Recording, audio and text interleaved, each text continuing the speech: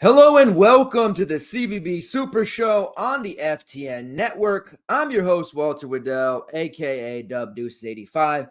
And if you came over to check it out and see if there's any NFL action or any, professional sports, I'm gonna have to make you aware that this is the college basketball show. But if you don't play college basketball DFS yet, I gotta ask why not. And you should definitely check tonight's show out and see what we're all about and what we do here on the Super Show, because March will be here before you know it. Pretty fun little slate we're having right now. It's the new year, so happy 2024 to everyone out there, degenerates and friends and family alike. Last night was a pretty trying time. I was planning to do the show a little bit later, but things got away from me, and the America's team, that is the Washington Huskies, end up defeating the Texas Longhorns in a game in which I had to be resuscitated like 3 or 4 times. I literally had my soul leave my body numerous times. And I've had to go through this with this team. The Apple Cup like a month or two ago against Washington State. The first time they played Oregon, the Pac-12 title game against Oregon, and now Texas, and things won't be any easier next Monday against Michigan. With the game, the title, the national championship on the line. Final time ever for playoff teams before we go to 12. What a fun thing. For you college football fans out there, we will be doing a Sunday night show to break down that Monday Night Natty Showdown slate. Me and Jay Kuchek, so we will be doing that. For those of you who want one last bit of CFB action before it's gone, we are going to be switching gears fully to college basketball. It's been a wild one, man. The last 3 or 4 months have been really trying, but I love the actual grind, of course, but it's like the holidays, the kids, the family, the honey-do list, the day job, everything else. It was just a really stressful time for me, and I've just been like trying to figure it all out, but things are going good. I am very appreciative of everyone who continues to support the show. If you're watching live or on demand, I thank you. Please drop a like there. That helps us more than you know. Very easy thing for you to do. We have been, getting 250 plus views there the first night on YouTube and on Twitter. So if even a quarter of you hit the like button, that's just massive for us. I do definitely appreciate that. And again, we're hitting into conference play. We're hitting the conference grind. We have approximately, 2.5, 3 months before we get into March Madness. That's when things really start to slap. We get that NFL money over. They start trying to check out, take a gander. Hey, what's all this college basketball all about? You get a chance to pad your bankroll, and then you can throw around some muscle there, play the 2-2-2, play all the head-to-heads you want, look in the lobby, bully the lobby, do all of that stuff. It is going to be a great time. Tonight's slate, I should say, the softest pricing we have seen all year. I'm not going to lie, I was pretty nervous about it. Throughout the past 2 months, we've had some pretty tight pricing, which is great. Tight pricing means higher edge for us because lower scoring slates, news edge is massive. Knowledge of how these teams play, knowledge of the players, all of that stuff gives us an edge trying to find plays that don't necessarily everyone in your roster is going to go 9x or above. Tonight went extremely well because we've been trying out some projection stuff. I've been talking about that the last couple of weeks, fine-tuning a sheet, doing some things, and adjusting minutes, and honestly having some pretty good success over the last 8 or 9 days here since we crossed Christmas. We had a little bit of a lull there, but we have been able to really right the ship. Obviously some pretty chalky plays like Isaiah Stevens, Efton Reed that everybody was on did well.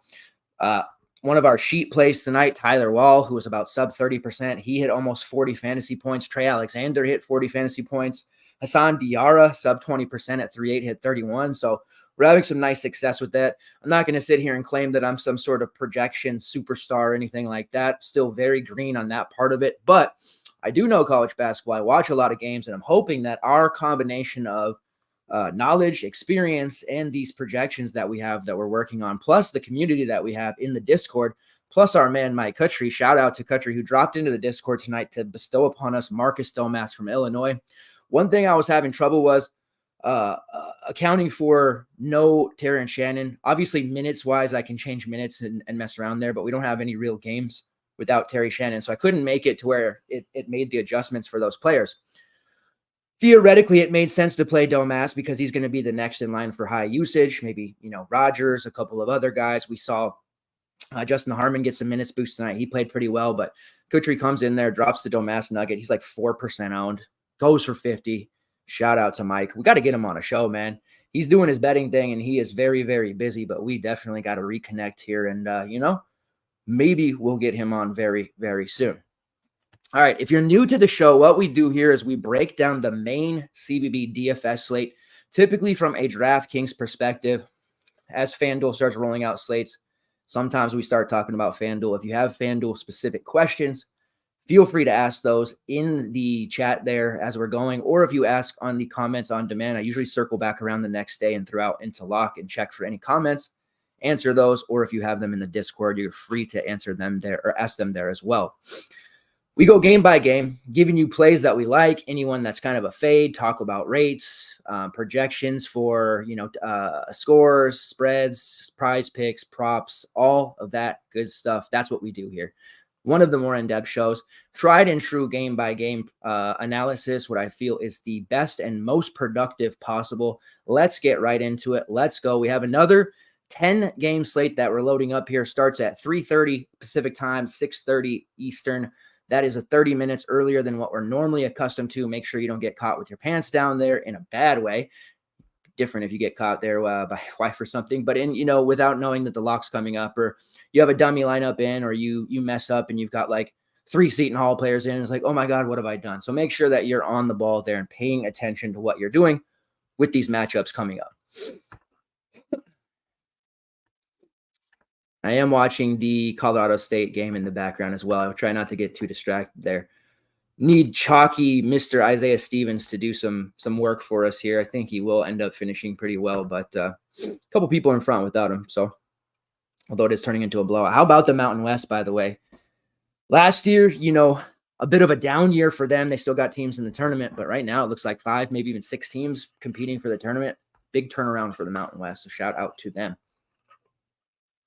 All right, first game on the slate here, Seton Hall versus Providence. The Friars are 6.5-point favorites, total of 138. The Friars look like the legitimate real deal, 11-2 under Kim English. Man, Ed Cooley, and I get it, man. You had to take the Hoyas job. I guess you didn't really have to take it, but you did. You're going to be in for a couple-year rebuild, no doubt. But to watch your old program, your guys with somebody else hopping into bed with your wife there, and to go 11-2 with solid wins over a upstart Butler team, a big win over Marquette, what? A nice quality win over Rhode Island, Wisconsin, and Georgia. Overtime loss to Kansas State, which if Kansas State and Providence played again right now, I can almost guarantee you Providence wins that game. And then a blowout loss to Oklahoma because, Oklahoma, that team is getting slept on heavily. Porter Moser has his guys playing defense crazily, and that's just a fair and acceptable loss there for the Friars. So 11-2 coming into it. Ken Pom has it 73-66 in favor of Providence. 7th in defensive efficiency, 128th in tempo. Seton Hall sitting here at 278th in tempo, the slower pace, 8-5 under Shaheen Holloway, 66th in offensive efficiency, 112th in defensive efficiency. However, one thing that Seton Hall does really well is offensive rebound. One of the best teams in the conference in the country at second chance opportunities, but that hasn't necessarily translated into wins with a recent blowout loss to Xavier, Rutgers, Baylor, Iowa, and USC. However, they did beat Connecticut by 15. That's just college basketball, as John Rothstein says, insanity, chaos, just college basketball. Sometimes that happens. I don't expect them to beat Providence, but I didn't expect them to beat Connecticut either. Looking at the actual prices for this game, you have to excuse me. I got the sniffle. The kids, man, I got multiple. I just got over being sick, and now I'm already like getting sick again as we get back into school. Day one of being back into school, and I'm already getting sick. Parenthood, have kids. They said that would be a great thing. They said, but still waiting for that great thing. I'm just kidding. It's great having kids, but if you haven't had any kids yet, and you're in your like early 20s, don't have kids for a long time. Trust me. All right, Devin Carter at 8-9, almost 9K. Who would have thought that he would be playing so historically well at this point in the season?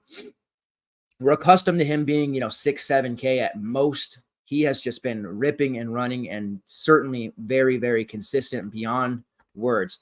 I can't even imagine how good he's been. And to tell me that we'd be considering paying almost 9K for him would have had me looking at you sideways like he's pretty good, but 9K, that's tremendous. Right now, he has a usage rate of 25.2%, a shot rate of 24.6%, and he's shooting 40% from long range, which is second best on the team behind Jaden Pierre. Only 18.5% assist rate, 21.6% defensive rebounding rate, and he's drawing almost 5 fouls per 40. Devin Carter is doing some big, big things. He's definitely worth it this matchup against Seton Hall. If you can get there, and we'll see what kind of value emerges as we go through the slate here, but he's definitely a guy that is on our player pool. And as far as like pay-ups go, there's PJ Hall, my guy. All my guys are just like emerging this year into these expensive pricing tiers. Jalen Tyson's up there at 9K, another of my dudes. Reese Beekman, Malik Renew. There's some interesting pay-ups. Norchad Omier has a matchup against Clemson. That Clemson-Miami game is going to be really interesting. But I definitely would say Devin Carter's up near the top of those pay-ups for sure. We got an excellent game out of Josh Oduro recently at a lower price point. That was going up against Butler. I certainly can't sit here and tell you, hey, right before Christmas, I'm playing Josh Oduro with the thought that he's going to score 50. I didn't think that, but I had him pegged for about 35 to 36. And he definitely eclipsed that. 19 points, 14 rebounds, 6 assists, 3 blocks, just a monster game. The big thing with Oduro is he's always been a high fantasy point per minute player, higher usage, great rebounding rate, can block shots, does a little bit of everything. The assist kind of came out of nowhere. I love the fact that he was passing out of double teams and he was just finding his guards on there and they were hitting shots. Like if they're hitting shots out of double teams, he's going to be racking up 3 to 4 assists every game. Just enhances his upside further. At 8.3, it's a little bit more of a tougher ask because that is one of the highest prices he's been. I don't even know. I don't think he was ever even this expensive during his George Mason days. I can't quite remember. But I know it was awfully close to 7.5, 7.6, something like that. He has foul issues. That's definitely a problem. Going up against Seton Hall, much like the Butler matchup, which I really liked, their front court was suffering. They have Andre Screen playing 15 minutes as a fouler. Jalen Thomas, just kind of undersized and not the most skilled. He can bang a little bit, but he's not going to necessarily do a whole lot there. Pierre Brooks playing the 4, Jamil Telford playing the 4. Just seemed like a good opportunity for Oduro to absolutely smack, and he did. Now he's going up against a Seton Hall team that has a similar problem, although, like I just said, they're very good on offensive rebounding side of things, but they're horrible at keeping their opponents off the glass. That is not something that they've been able to do very much. And Oduro on the offensive glass will make them pay for sure. The center situation, mostly manned by Jaden Bediako and Elijah Hutchins Everett. As far as fouls go, Jalen Bediako has kept his foul rate under 4, right around 3.8. Hutchins' effort right about 5.3, and he just recently got back. Neither one of those guys scare me off of Oduro. I don't feel like either will get him into foul trouble either. Where it's going to happen if he does get into foul issues is guards, attacking. Kadari Richmond coming at him, Dre Davis coming at him coming over for a highlight block. So you have to be aware that the foul problems with Oduro do exist. I think he moves over to the GBP category for this upper price that he is, and that's only because it's a large slate. If we were talking about a 3 or 4 game slate, I'd still be looking at Oduro and say, hey, let's chase him down. We can definitely work with this. Other guys on the team, Bryce Hopkins at 7.9 leads the team in usage and shot rate. I just haven't been a big Bryce Hopkins guy. Was a lot last year, but this season I just haven't found myself rostering. And now 7.9 is an appealing price point for Bryce Hopkins. There's no doubt about that. Minutes wise, he's playing 84.2% of the available minutes. That's the most on the team. As I mentioned, highest usage rate, highest shot rate. Now he's only making 19% of his threes. And we're talking about a guy who's taken volume 51. real weak part of his game. He is averaging a solid number on the glass, 19% defensive rebounding rate, 8.5% offensive rebounding rate. He is one of their better offensive rebounders, does have a steal rate above 2% and drawing 6.1 fouls per 40. There's just a problem with Hopkins where he goes long stretches of time without scoring anything, not just scoring a bucket, but actual fantasy points as well. He's one of those guys who his stat pads, which we like in DFS, but he also has a tendency to hang his head if the game's not going his way.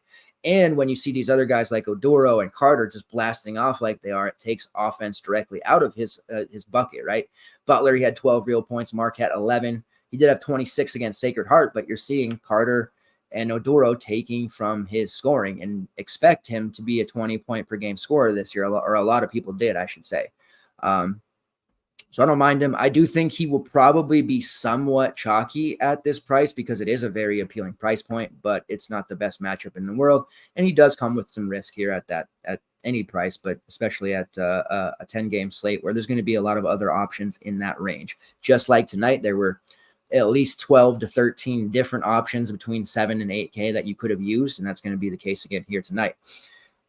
Ticket gains at 5.9. Really, really wish I had used him. I didn't want to use two Providence against Butler for whatever reason. He ends up playing huge minutes in the extra period, 32 fantasy points at 5.1. Really, really stung there. He's good. Definitely like him at 5.9. And then rounding it out with the value side, Jaden Pierre there at 4.1, played huge minutes against Butler. Certainly viable. You need value. It's a spot against Seton Hall where he can be used. Garwi Dual, we saw him spot start there a couple games back, playing probably about 20 minutes off the bench. A future NBA player, but he's at 3.6, nothing more than a GPP look at best. On the Seton Hall side, I don't really care for any of them. Providence defense is the real deal. The way they're playing under Kim English, they're just a very well-oiled machine. And I'm not at this point paying almost 9K for Kadari Richmond. Last year, Richmond was a cheaper price all the time, 5'8", 6'4". Like, it was a real risk to fade him. You got away with it a lot last year, believe it or not, but it was a very difficult fade. This year, it hasn't been a very difficult fade. We're talking about 8.4, 9K, high prices for him. And he's putting up some big scores against UConn 55. 39 against Rutgers, but a lot of 34s and 26 and 30s and really just the focal point by the opposing defenses. And he's getting harassed, and he's being harassed into a ton of turnovers, and that's really cost him not only on his assist mark, but it's just obviously taking points away from him either. It's not a big deal as his minus half point, but 5 turnovers in back-to-back games, over 12 in the past 3. It definitely adds up, and 8.8 is just a very tough price, I think, for Kadari Richmond in a matchup like this. Let's move on to the next one, which is going to be, okay, I don't want to get caught watching this game, Rutgers versus Ohio State. This is going to be a good one for sure. More Jersey teams. Ohio State 9-point favorite, a total of 134. So you got another lower scoring game on deck. When it comes to Ohio State, I love Roddy Gale. Roddy Gale is incredible. The game he had against West Virginia, totally unexpected. We definitely used him, a lot of us in the community, but when I sit here and say, like, yeah, we use this guy, I certainly won't bang my chest and be like, I knew he was putting up 50. Again, another guy that I had, right around 28 to 30, and he put up a 51, which was great. 21 shot attempts there against West Virginia. West Virginia actually pushed them because my man Ray Battle was scoring. It did go the extra period, and Battle's just he's nasty. He's absolutely nasty. We love him. But Roddy Gale is just like on another planet right now. Offensively, he is going to be their alpha. When you look at the rest of the Buckeyes roster, it's easy to forget that it's not, Bruce Thornton, who is more of a defensive stopper, has improved his three-point shooting, and has been able to score this year. But at the end of the day, I think when you're looking for a basket or an offensive threat, it's typically going to be Roddy Gale. Thornton, more of the initiator. Now that he can hit threes, that's great. Turns him into more of a 3-and-D guy, but he operates as the point, and he's very, very good on ball. When you have him on somebody, you don't want to use the guy that he's being defended by, because it's going to be a very hard night/afternoon for them. So looking at the two at 7-4, I don't necessarily think that we have to use anybody in this game against Rutgers. I'm not afraid of Rutgers by any means, but it is Gale for me, pretty much. straight up taking Roddy Gale. 25% usage rate, 22% shot rate, shooting 41% from long range, has an assist rate similar to Bruce Thornton at 23.1%. For Ohio State, they're 22nd in offensive efficiency, 45th in defensive efficiency. Their tempo ranking is 270th. Tempo ranking for Rutgers is 243rd. So there is a slower pace game going on here. Rutgers offense has been atrocious, 241st in the country, 16th in defense. So they are definitely a team capable of making life difficult for their opponents. Outside of Roddy Gale, I don't have a ton of love. I don't really want to target the front court for these guys. I only ever want to target Felix Okpara or Zed Key in matchups that I know they have a huge DVP advantage and they're able to be efficient, which is, it's always hard to figure that out, right? But in plus matchups, those guys, even in the 18 to 20 minutes they typically play, end up panning out. You go back and look at Zed Key. Let's pull it up. The matchup against Penn State. We know that's a premium DVP spot. They don't rebound well. They don't have a front court presence. Only played 19 minutes, but he pulled down 11 rebounds, put up 28 at 6-1. We will take that score every day. But 19 to 20 minutes against Rutgers, Cliff Omoruyi on the other side, some real athletic, some physical specimens on that Rutgers front court. Much less, enticed by Zed Key and Felix Okpara, who sits there at 6'2" as well. Now, Okpara saw 27 minutes against West Virginia. At least he's getting more, but I don't think you can use either one of those guys. And honestly, it's just Gale, and even then, he's probably not a big priority for me right there. On the Rutgers side, we're starting to see Cliff Omoruyi's price come down. It was, almost $9K a month ago. That to me is a little bit too much. We know his usage and his shots aren't always going to be there. Similar to the way that Armando Bacot's been struggling lately, although Bacot did really well tonight, no doubt. Omoruyi gets these long stretches where he doesn't touch the ball on offense. And I scratch my head and wonder, how difficult is it to work a post feed, a post touch in there to get him the rock and let him operate a little bit, and at least make the defense, work. Against Stonehill played them extremely tough. Actually bet Stonehill in that game, plus 1.5 came through in a live bet, but 17 rebounds for Omoruyi, 17 points. Only 6 field goals attempted, and he puts up 50 fantasy points. 11 of 20 at the foul line. He left 9 points at the foul line by missing that, but 20 attempts. That's where a lot of his work's going to have to come, at the foul line and off of putbacks, because he's just not got the guard play to be able to, get him offensive touches. That makes it still difficult to pay 8.2 for him. I mean, you go back and look at the game he fouled out in 21 minutes against, Mississippi State, sub 10 points, Wake Forest, sub 20 points. There's just a lot of risk there. He's the definition of a GBP play because he has a range of literally, in his last 5 games alone, 5 to 50. So we can't use Omoruyi, but I am a fan of his, so let's not get that twisted. The Rutgers starting lineup has been it's gone through a few changes here and there.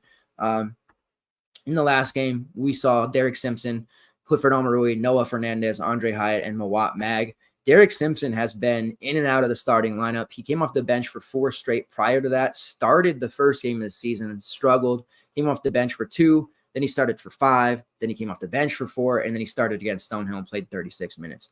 I thought Simpson was going to be amazing this year. I really had high hopes for him. At this stage, it's too difficult to use him, but he's only 4.6K. He has scored 20 plus in 3 straight. His price is extremely cheap. The matchup's okay. There's very likely chance he'll be guarded by Thornton, so keep that in mind. Has taken 29 shots in his past 2 games. So this is a play ordinarily I would be really, really high on. Buy low opportunity, has taken more shots, back in the starting lineup. But, man, I just feel like it might be fool's gold because there's been other great matchups for Simpson where he gets into a little bit of a bad shot fest. He'll take 2 or 3 in a row, miss them, ends up on the bench, sits for a long period, and then he comes back in, and then he's afraid to shoot. This is something that happened to him early in the season when I was watching Rutgers games. There was one in particular against Georgetown. He had a pretty decent game, but he went through a long stretch in the first half where he was just kind of wondering what was going on. And then the Seton Hall game was brutal. He played just 15 minutes in that one. So I'm leery of Derek Simpson, but at 4.6, I cannot deny that that's a great value spot to particularly use him, especially if he starts. So if he starts, which it's probably 50-50, I think it's fine. but I would temper expectations there. And even though he's taken 29 shots, he's made 7. So keep in mind his shot woes have not been improved just yet. He has been contributing in other categories, which has helped, but I am very, very nervous about that play. As confident as I was today in Hassan Diarra, like really confident, you guys know the way we were talking about that today in the Discord, I'm almost completely opposite on Derek Simpson, even though they're both sub 5K options. The Mawat Mag play at 5-4, he's playing over 20 minutes pretty consistently, seems to be healthy, has solid rates overall in terms of rebounding. Just a middling play there as well, going up against the Ohio State front court. Really, the only play I have that much interest in outside of Simpson would be Andre Hyatt for GPPs. He does have 40 fantasy point upside. He is taking a tremendous amount of shots recently as well, and he's actually got relatively safe minutes. Other guys getting jacked around, their minutes are 15 one game, 30 the next. He's been consistently churning out 28 to 32 minutes. So I do feel pretty comfortable with Hyatt there, but he's definitely not a main team priority at 6'6". The other kid, Jamichael Davis, who is 4'3", he did miss the last game. He had been starting. He had a couple of nice games against LIU. Everybody does. The Mississippi State game was tough for him before he did have to deal with whatever reason he was inactive. I didn't see an injury there. It was personal is what the categorization was on Twitter. We'll see what happens there. He's questionable. If he does play, I think Simpson has a chance to still start, but obviously that would be another 18 to 22 minutes out of the pot. So we'll see what the starting group looks like there when it's all said and done. Next game on the slate, Georgia Tech. Always like Georgia Tech games against FSU. Never like FSU games. The Florida State Seminoles are struggling right now. They're going to see if they can right the ship here in a matchup against Georgia Tech, in which they probably should. They're 4-point favorites, 143.5 total. I do like betting the Georgia Tech side, believe it or not. I think this Tech team has a lot of talent under Damon Stoudemire. They're playing pretty well. I know they had that neutral court loss to Nevada recently there in the Diamond Head, but Nevada's a great team. They're playing really well, and it was a close loss, only 8 points. They took care of business against UMass and Hawaii in that one. Also beat Penn State in overtime, which was a big win for them. Beat Duke, beat Mississippi State. So this is a Georgia Tech team that certainly has chops to win on the road against Florida State. Ken Palm has a 73-69 in favor of FSU as well, but I do like this small bet on Georgia Tech +4 at this moment. The starting group, which has been for Georgia Tech, pretty consistent at this point. Miles Kelly, Nathan George, Kwesi Reeves, Tafara Gapare, and our guy, Bay Ndongo. Bay Ndongo props is what I want to talk about, and that's what I want to continue to play. If his PRA props remain in the 18.5 to 19.5 range, we just keep slapping the over. You'll remember last year with Cam Hildreth, we were always hitting that 17, 18, 19 point mark with him. Just consistent. I think he only missed it once for like 2 months. Bay Ndongo has been a fantastic rebounder, scorer, and he has just been absolutely a one-man wrecking crew as an underclassman. 35, 40, 23, and 40 fantasy points over his last 4, playing consistent minutes, taking a ton of shots, getting to the foul line, and just honestly dominating the glass. A little bit of a tougher spot going against an FSU team that is suddenly under Coach Hamilton deep again. They're healthy, and he's starting to play everybody on the roster and walk-ons, water boys, all of that. So you're just going to see a bunch of different bodies being thrown at Ndongo, but he is absolutely in play. Even though his price continues to increase, he's just been so good. I love the way he plays. I think he's going to be, a potential all ACC candidate here next year and possibly even this year if it continues, and possibly, freshman first team as well, freshman player of the year candidate. I mean, he's really, really good if this continues. 22% usage rate, a offensive rebounding rate of 13%, combined rebounding rate over 35%, block rate of 7%. He is drawing 4 fouls per 40. He's just really, really good. So he remains my favorite play, but I admit 7-8 is a tough pill to swallow. Some of the upside being zapped away there. We'll see how it shakes out with the rest of the slate, but I'm still pretty high on him overall. I suspect Miles Kelly will be chalk. Why do I think that? Well, he's only 6'9", and he has been chalk for 5 slates in a row now because his price continues to be cheap. And I think that a lot of people expect Miles Kelly to take that step into the 8K, score, consistently putting up 40s. And he definitely showed that early in the season, and he showed flashes of that in parts of last year and the year prior to that. He has definitely struggled recently. He's still taking a ton of shots. Those shots aren't falling. 3 for 15, 2 for 11, and 3 for 13 in the last 3 games. He is definitely getting volume, and it's only a matter of time before he has some positive regression, and those shots start falling. And when they do, he's absolutely going to break the slate. Breaking the slate as a 6'9", 45% owned guy, similar to Stephen Castle tonight for UConn. It's a tough pill to swallow and hard to overcome sometimes. Not impossible. I didn't have Castle in the lineup tonight. It ended up okay, but that could have been very, very bad. So expect Miles Kelly to be supreme chalk on this slate, even though it is a 9 to 10 games. Huge, huge slate. Miles Kelly is going to be at the top of most people's list. The other youngster, Nathan George, who's priced up to 5'8" now, that's probably too high for him. He's getting consistent minutes and has really kind of just taken over the guard position here, running the offense over Kyle Sturtevant and Amory Abram. Playing point guard. It's allowed Miles Kelly to be off the ball more, which is what he does best. And same with Quasi Reeves, who's better as a wing. He does take turns running the offense as well. But George is just a really smooth player, consistent facilitator, and doesn't need shots to be successful, although he is taking more. Has taken 19 in his past 2, but not a lot of upside at 5'8". Sean Cloud has been just relegated to 15 minutes off the bench. Can't use him. The only 2 players I want to talk about here the rest of the way in this side, Quasi Reeves, who continues to play over 30 minutes, is priced only at 4.8. He was priced over 6K, almost 7K for a lot of this season. Hasn't really warranted those higher prices. Did put up a couple early season 30s.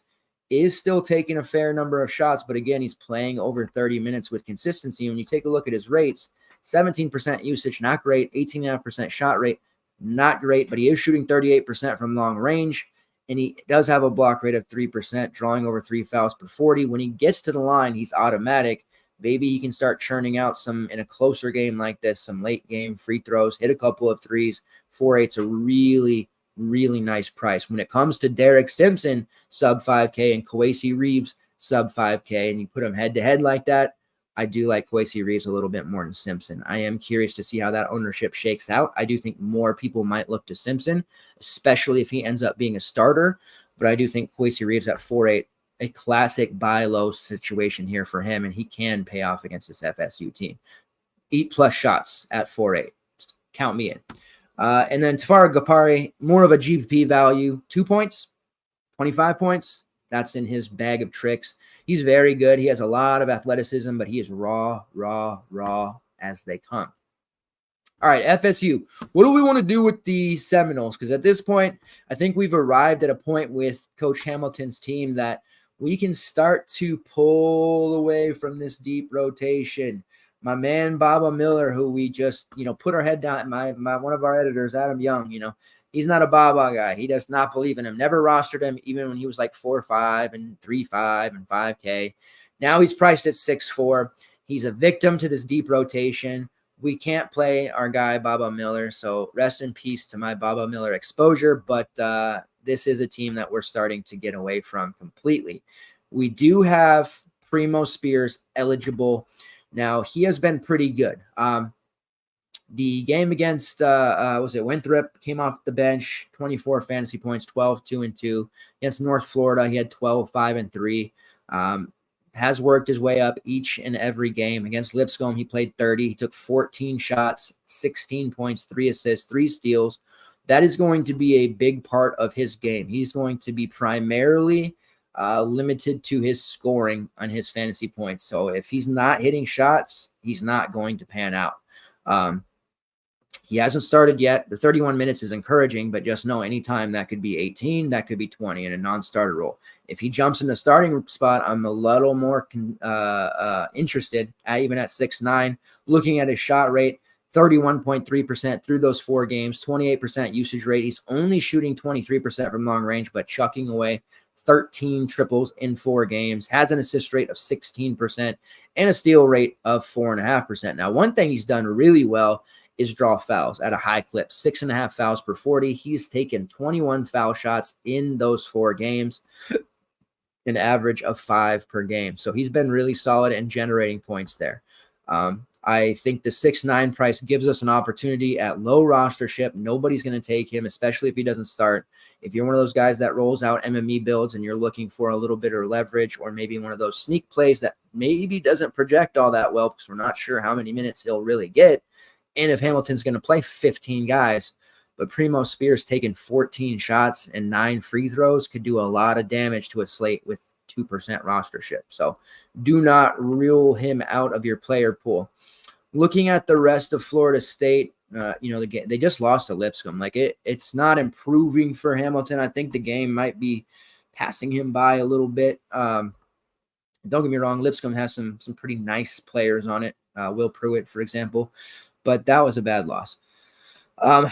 They start Darren Green, Jameer Watkins, Baba, Deontay Green, and Jalen Worley. Now, Green and Worley played 10 minutes in that one as starters. They brought Spears, Corin, Chandler Jackson, Josh Nickelberry, Jalen Gainey, who I really like, wish he would get more minutes, and Taylor Bowen off the bench. All of them played 10-plus minutes. So, by my count, that is approximately, 11 players, 10-plus minutes. Not the 15 that I was over-exaggerating on, but we've seen him do it before. And it would not, who would it really surprise if he was playing some walk-ons? Darren Green played 31 minutes and Primo Spears played 31 minutes. No one else played above 30. Only 2 other players above 20, Baba at 21 and Jameer Watkins at 24. Watkins had 19 and 6, 2 blocks and a steal. A solid game for him, definitely, but not solid enough at 7.5. I don't think at this point we can pay that high price for Watkins. 34 fantasy points at that price is definitely good, but I think there's just far too much risk because if he does have a bad shooting night or he gets into foul trouble, there's just too many things at play here that could hurt him. And the fact of the matter is he only played 24 minutes in that game. He was highly efficient and he shot 13 free throws, which got him to value and beyond. So I'm not looking at Jameer Watkins. I think that's far too risky. GPP value, Jalen Gainey at 3.5. With the roster expanding, getting healthy, there's probably not enough minutes for Gainey now. He was trending upwards, playing 20 in 3 of his last 4. He's not a high usage guy, but he does rack up steals. He grabs rebounds. He is a peripherals guy. He actually, when he came out of the transfer portal a couple of years ago, he was a hot commodity. A lot of offers from high major teams coming out of Brown. You know, those Ivy League guys, they're strong. Got hurt early in last year, wasn't able to play, decided to go to Florida State, but it hasn't quite worked out for him. But he is somebody that I'd like to see get more minutes, but I doubt he will at this point. All right, next game on the slate, Virginia versus Louisville. What? This is going to be a funny one. Colorado State just won, by the way. Neat Clifford, double-double. Isaiah Stevens, 18 and 8. All right, let's see here. I got to check one thing. Tied for second. Okay, we'll take it. That works. All right. So Virginia, this is the thing, and I said this on the last Virginia. Every time Virginia's on a slate and I do a super show, I say the same thing, and it holds true every time. They're susceptible to running into a hot shooting team. They do not have the offense to keep up when it happens, and never more was that true than a game against Notre Dame on the road in which they lost 76-54. They gave up 76 points to a Notre Dame team that is probably only one team in the high major level worse than them, and it's debatable which one is worse, but the Louisville Cardinals, which is next up for Virginia. A home loss against Louisville may be a KO punch to this program. They're 10-3, so we don't need to talk crazy like, oh, they're out of the tournament. But you cannot lose to Notre Dame and Louisville in back-to-back games and expect to not be far off the bubble and have some work to do in the next 2 months.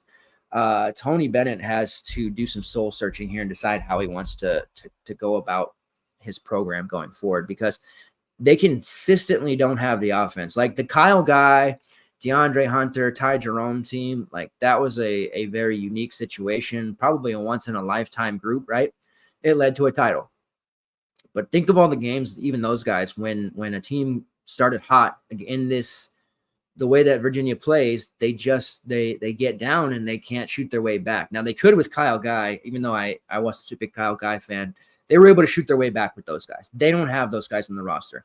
They try to make Isaac McNeely into their next Kyle Guy, and they've spent an ass-load amount of time training him, developing him, allowing him to shoot. But let's be honest, he's not Kyle Guy. He is shooting 48% from long range. He is an absolute sniper from out there. But recently, he hasn't been as good. 0 for 5 against Memphis, 1 for 3 against Notre Dame, 2 for 6 against Morgan State. He's started to cool off a little bit, and that's really all he provides is 3-point shooting. So when he's not making those shots, they're falling behind. Like Reese Beekman, much more comfortable, letting shots come to him, generating points at the foul line. He's not the biggest playmaker, right? Like Beekman can rack up a lot of peripherals, but when you think of go get it bucket getters and playmakers, like Reese Beekman's just really not that guy. And I love Reese Beekman, so I'm not talking trash on him. He's just not that type of player. Then you got Ryan Dunn, who's almost a carbon copy of what Beekman does. Maybe he rebounds at a higher level, but he gets steals, he can drop some dimes, he gets blocks, score a little bit, but he's not a playmaker. He's not going to be scoring at a high clip. He turns those steals into points in the fast break. That's great. But ordinarily, Ryan Dunn's not really generating that offense either. So the next guy to look to when that happens, I guess, is Andrew Rohde, who against Morgan State was phenomenal, put up almost 30 fantasy points, but he only had 10 real points. Not really a scorer. He's taken 16 shots in his past 2 games, but he's only made 6, and he's only scored 15 real points. Where is the offense coming from on this team if McNeely's not making shots? I look up and down, and I'm not seeing it. Makes me nervous. I do not think they'll lose to Louisville because Louisville is a laughingstock. I think if Virginia plays Notre Dame at their house, which, let me see here, will happen on Wednesday, January 31st, I think they'll probably win by double digits there. That'll be a different story. But they caught Notre Dame in a situation where they got hot early, and they ended up shooting 50%, nearly 50, just a tick under 50% from long range. And it was just game over, especially when Virginia ended up shooting 18% from long range, only 11 attempts. Notre Dame kept them to 11 attempts, 3 of which were for McNeely, 4 of which were for Beekman, and 4 of which came from Andrew Rohde. Nobody else on this team willing to take a 3. It's big problems for Virginia. I don't like any of them. I mean, Louisville matchup is great, of course. I think if I had to pick somebody for DFS purposes, Leon Bond at 5.2 is trending up. I really like him. Another one of those plays, though, minutes are pretty much stuck, capped, whatever you want to say, at around 20. That's a bit of an issue, especially at the 5.2 price. So he's really not a priority by any means, but he's in play. McNeely sitting there at 4.5. I would suspect he sees a high amount of rostership. DK again going with some of this softer pricing. Now, I don't really love McNeely as a play here, but he's only 4.5. I'm definitely using him over Derek Simpson. Probably using him over Kwesi Reeves.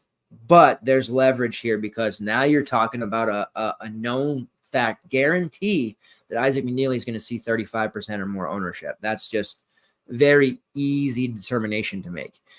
Priced at almost $6K over the weekend, and now you're talking about a guy at 4.5 because he put up 19. Like DK, we give them all the kudos for their tight pricing over the last 2 months, and then they do something like this. Makes me pretty nervous for the conference season, so we'll see. But yeah, there's your main chalk play of Isaac McNeely on this team.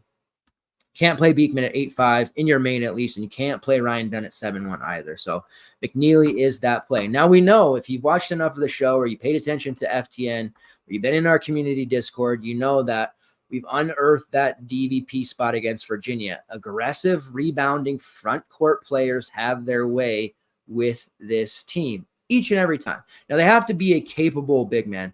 We've determined that, right? They can't just be. Just because they play center, they can't just go out there and wreck shop. And then case in point, Morgan State. Morgan State runs Alan Udamadu at their center spot, sometimes Christian Oliver. Oliver off the bench, 5 points, 4 rebounds. Adamato, 6 rebounds, 6 turnovers, nothing else. Totally overwhelmed, obviously. So it's not just a plug and play like they play center, let's go. They got to be somebody capable, right? But not super, super consistent. Memphis, we were all over Malcolm Dandridge. He had a monster game. Then you look at the Notre Dame game. To me, it seemed, we talked about this. I'm pretty sure there was a super show on this slate. To me, it looked like Tay Davis was in a great spot. Now, he had 5 rebounds, but he only played 13 minutes. And there is that, scathing post-game presser from Micah Shrewsbury in the Citadel loss from a couple of weeks ago, where he was telling guys, if you're not going to try or you're not going to give maximum effort, walk-ons, water, all this like just scathing stuff are going to play over you. And to be honest, I kind of like the way he talked there.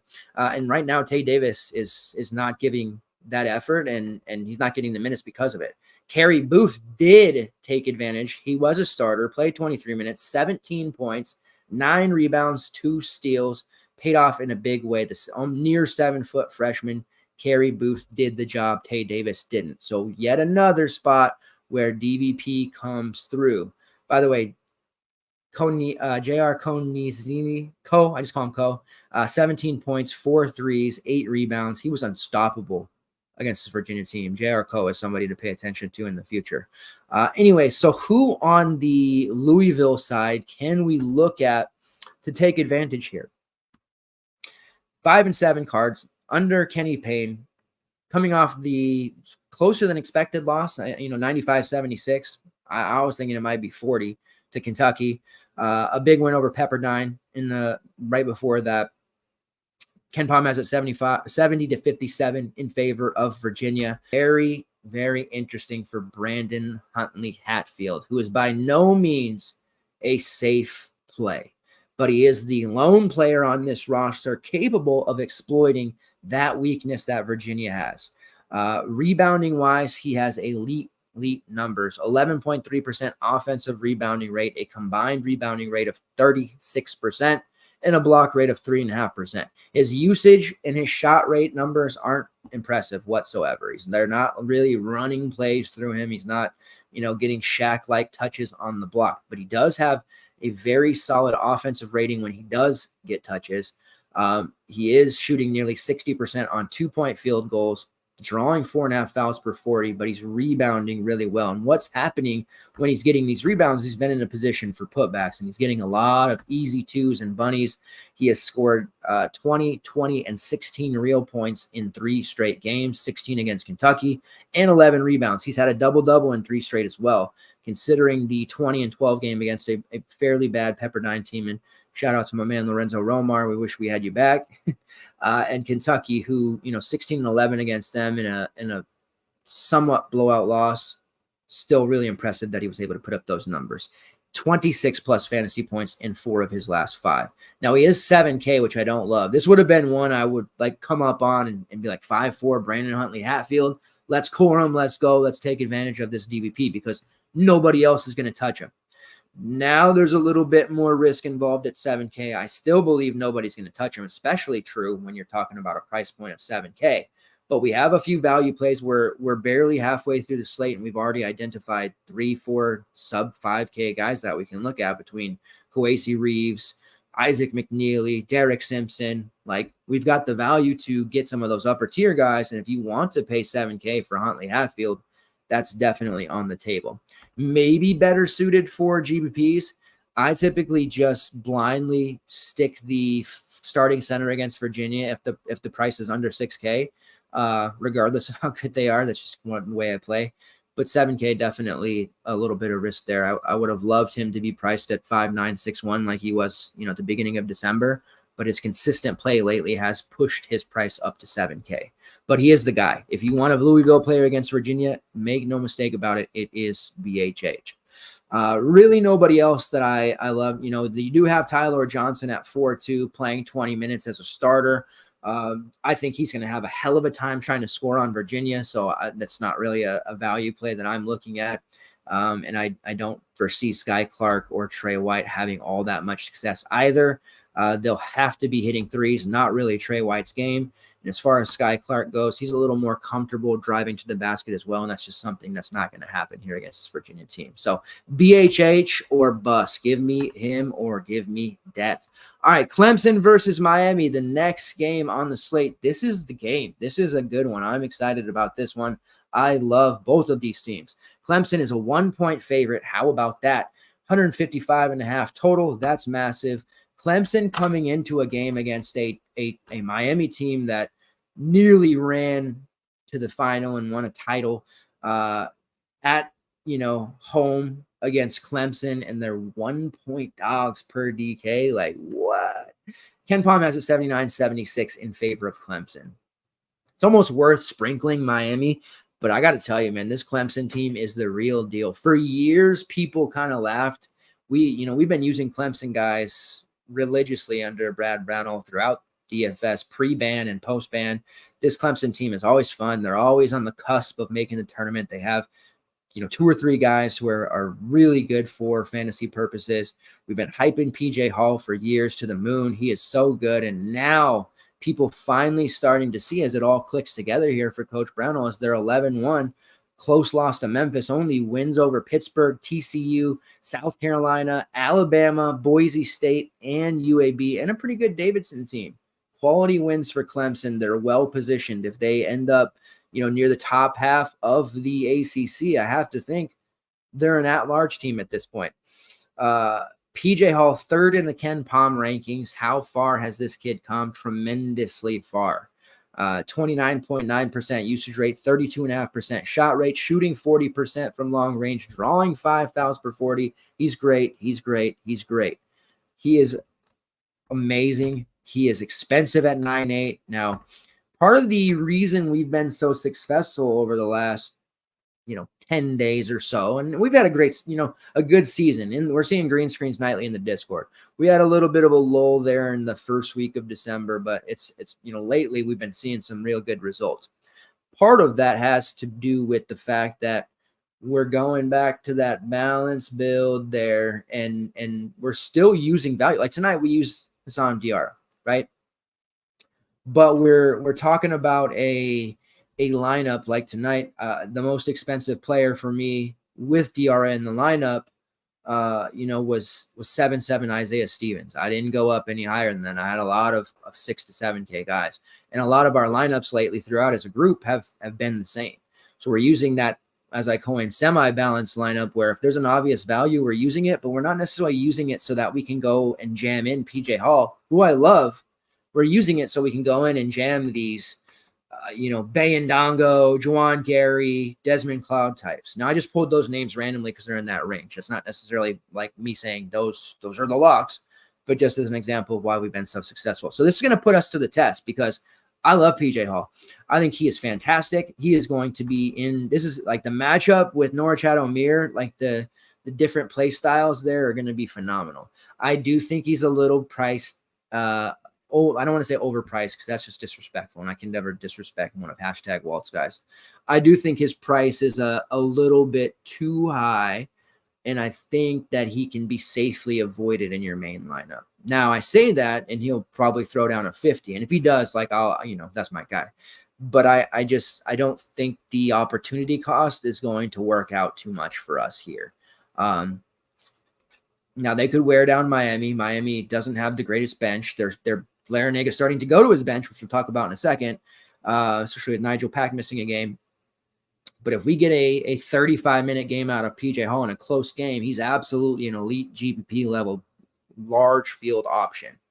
But I'm just having a hard time here considering 9-8 against Miami in my main and just kind of handcuffing myself and missing out on some of these mid-range plays that I want. And even at the 8-9 to 9-8 range here, we have 1, 2, 3, 4, 5 guys outside of Hall. Like we already just talked about Devin Carter, and I love Jalen Tyson.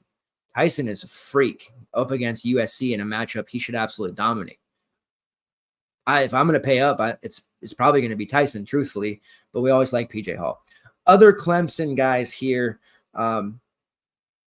Well, let's just talk about their starting lineup because they're a pretty balanced group after PJ Hall, and they do seem to take turns there with their production.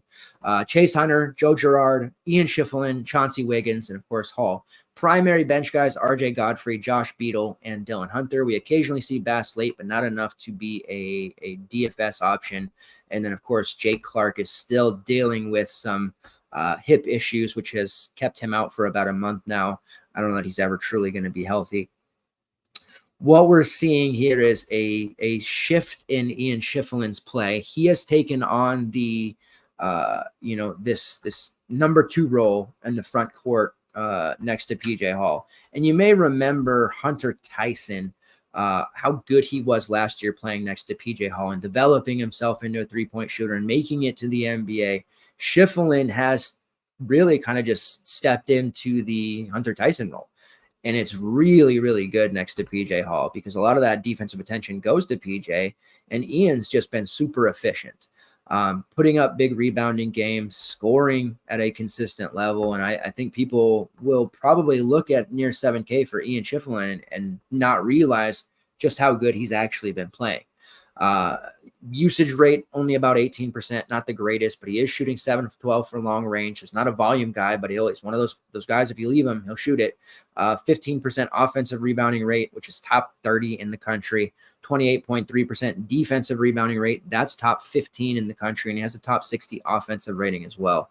Very, very similar to Hunter Tyson in that role next to PJ Hall. It's a high price at 6'7", definitely, but I don't see anyone on Miami being able to contain him because they're going to put so much time and effort into PJ Hall, and that's really been the case time and time again. You look at the Memphis game, 11, 11, and 6. TCU, 14, 9, and 5. South Carolina, 12, and 12. He just keeps putting up these stat lines consistently in these games against somewhat upper tier opponents, or at least P5 opponents, right? And he's consistently producing, and his price is not great, admittedly, but he fits in as a quality last guy in, and he's somebody that if you actually started your lineup with, I don't think it's a horrible idea. So that I've come full circle on Ian Schiffelin as a 4K role player that we never look at to now considering using him in a main lineup at 6'7". College basketball really is crazy. Joey Girard at 7'9" has taken over as the lead guard, kind of to be expected. We know what he was at Syracuse, high volume scorer. He's really made it to where all other guards on Clemson have been very difficult to utilize. Chase Hunter, who has been my guy for a while, I've got a lot of guys, right? His shot attempts have been there, even though that overall DFS production hasn't. Now, his price has come up to 6'3". They've gone the other way here after a 30 for him against Radford. So he's not in play, but he is definitely somebody to keep an eye on because there's going to be those times where he dips back under 6K. And he's going to be an option. 27 to 35 minutes. I know it's a bit of a wider range there, but he's pretty consistently putting up 4X around that 5.5 range. So he's just a little bit priced up here that we can't utilize him, but he's back in business. And then Chauncey Wiggins, who is been a GPP value, put up 30 against Memphis, only 8 against TCU. He's priced at 5.7. You can't pay that for him here. I think foul trouble is probably on the table for him. His minutes are somewhat capped. Priced up at 5.7, can't really use him either. RJ Godfrey does take some of those minutes, whether it's about 15 to 16 of those minutes if he's playing well. We have seen spikes against TCU. He played 23 against Queens. He played 24. Both of those games over 20 fantasy points. If he gets into a 20 to 25 minute role ever, he's going to be very, very good. And the good news is he's only a sophomore. So when PJ Hall goes off to the next level, Chase Hunter and Joey Girard as well, all seniors, Schiffelin will be back, Chauncey Wiggins will be back, and RJ Godfrey will be back. And I got to tell you, RJ Godfrey is going to be really, really good next year, especially in this Brownell system. It's got to be starting to think about this Clemson team. Why are they always good for DFS? Why do we always want to use their players? Well, got to be the system at this point, right? And they're going to have Jake Heidbetter, the scoring machine from Air Force last year, who redshirted this season to wait for Joey Girard to graduate. This Clemson team is going to be good again next year. Miami. Now, they didn't have Nigel Pack recently. Let's pull up the Miami game here.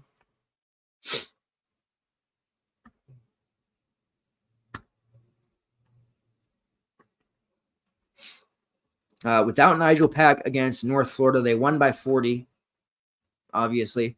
Keyshawn George, the freshman, played 34 minutes, 10 points, 6 rebounds, 5 assists, 2 steals. Bensley Joseph had a nice game there in 33 minutes, 10 assists, 11 points, 4 steals. Matthew Cleveland, 15 and 10. Norchad O'Meara, 27 and 10. And then Wooga Poplar, just 15 minutes, 2 points, 3 rebounds, 4 assists. Not the best game for him, but off the bench, they did lean into Christian Watson and AJ Casey. Both sophomores, rising sophomores, played 20-plus minutes each. 14 points for Christian Watson, 7 points, 5 rebounds for AJ Casey. Now, looking at the pack status here, it's dealing with what is being called a lower body injury. I would consider him doubtful. I know right now he's a questionable tag on most places, but I really would be surprised if we saw him play. And I think a lot of that has to do with why Clemson's being favored here on the road. Now, we also have a day-to-day tag on Wooga Poplar here. I think he ends up playing, so take that for what it's worth. A lot of uncertainty there with what the actual issue is with Poplar, but right now it looks like Pack doubtful / out, Poplar probable / in. We're not using Poplar at the 7K price anyways, but it does make a difference because that starting lineup changes. Now, they jacked up the price of Bensley Joseph. Now, I appreciate them doing that because if we would have come into this slate and Bensley Joseph was priced at 4.5, that would have been last year DK pricing to a T. That would have been awful. 90% Bensley Joseph at 4.5. He puts up 40 fantasy points. The slate gets out of hand. It's just dumb, right? So pricing him at 7.3 makes it extremely difficult. Now, he's in play if Poplar and Pack are both out, because that's a lot of usage and a lot of minutes at the guard spot. Cleveland is he's going to take some of those minutes too, but he's a little bit better off ball. Joseph's going to be handling the rock a lot.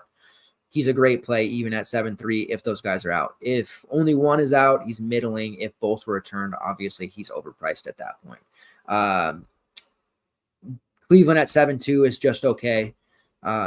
He's a pretty safe option there. So if you want to use him, he's fine. He's not a priority. And then Norchad over 9K, putting up big numbers, but always worried about foul trouble with him, especially going up against a crafty guy like PJ Hall and Ian Schiffelin. There could be some trouble there. So what we want to look at is that next tier down of sub 4.5K options. Keyshawn George sitting there at 3.7 did get the start. Now he played 34 minutes. You go back to, let's go here, the Stonehill game, which they were without Pack then as well. 27 minutes as a starter, 12 points, 4 rebounds, 3 assists. Granted, it was against Stonehill.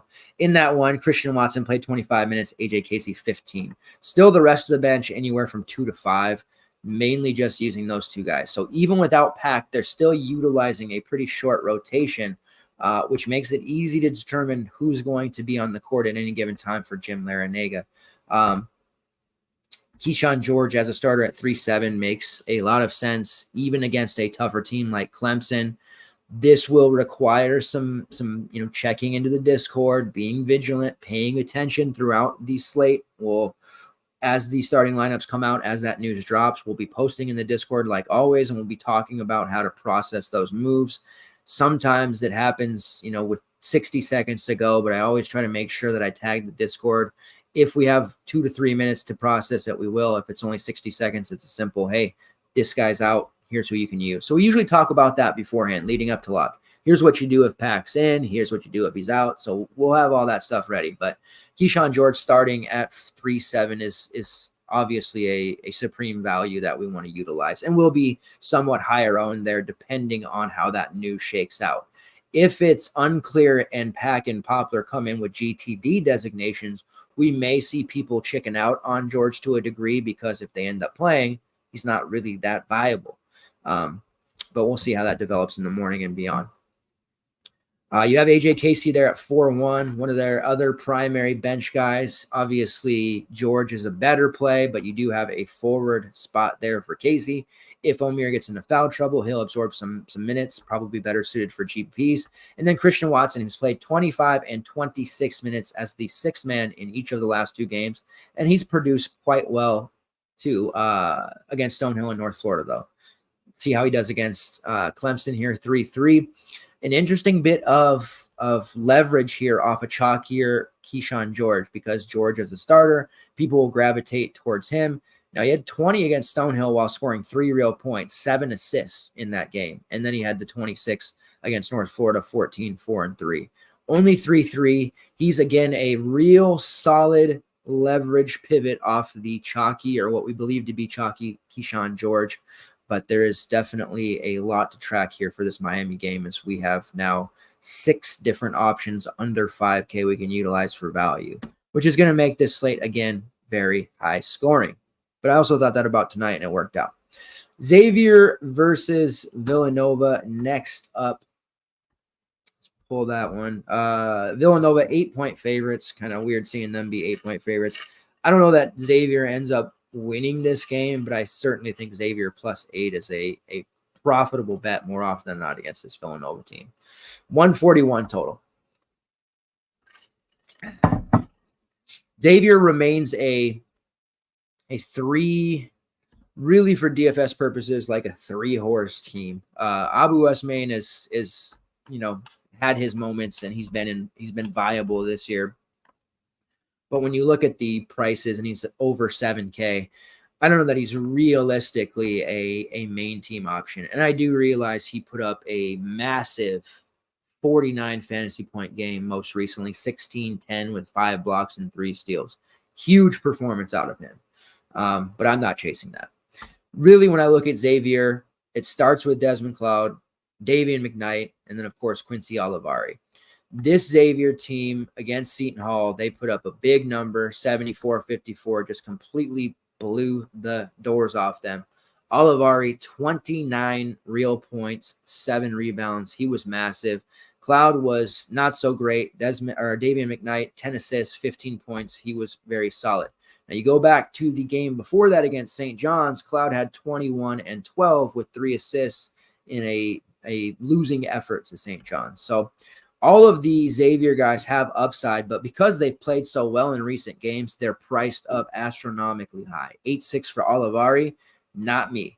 I know he has the upside and has shown it, but more often than not, we're going to be looking at a mid-20 score. There's just no way in hell it's optimal to pay that price for him.